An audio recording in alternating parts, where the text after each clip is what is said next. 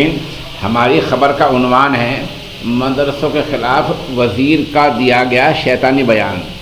مدھیہ پردیش کی سنسکرتی وزیر ثقافت اوشا ٹھاکر نے کہا ہے کہ تمام آتنکی دہشت گرد مدرسوں میں ہی پلے بڑے ہیں۔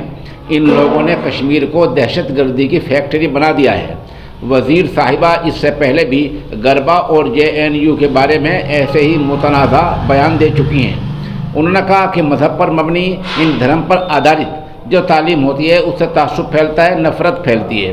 اوشا ٹھاکر نے آگے کہا کہ آسام میں مدرسے بند کرنا ایک اچھا ہوا ہے اور ایسی معاملہ یہاں مدھیہ پردیش میں ہونا چاہیے کہ کسی بھی مدرسے کو کوئی سرکاری مدد نہیں ملنی چاہیے۔ ٹھیک ہے، وزیر صاحبہ نے بیان دے دیا، اب ہمیں کیا کرنا چاہیے؟ وزیر کا یہ غلط اور بیہودہ بیان آج کے روزنامہ ہندی اخبار بھاسکر میں چھپا ہے۔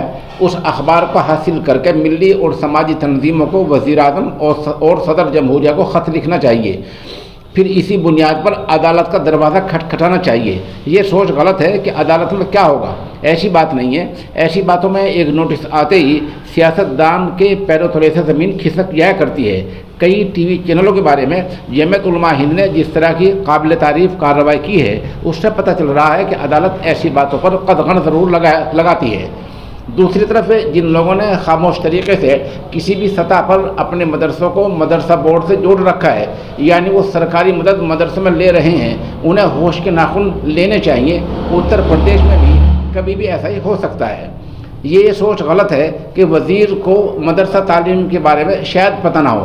انہیں پتہ سب ہوتا ہے، جان بوجھ کر ایسے خرافاتی بیان دیے جاتے ہیں۔ اس کی ایک بڑی وجہ یہ بھی ہے کہ آج کل مدھیہ پردیش میں کئی سیٹوں پر ضمنی چناؤ ہو رہے ہیں۔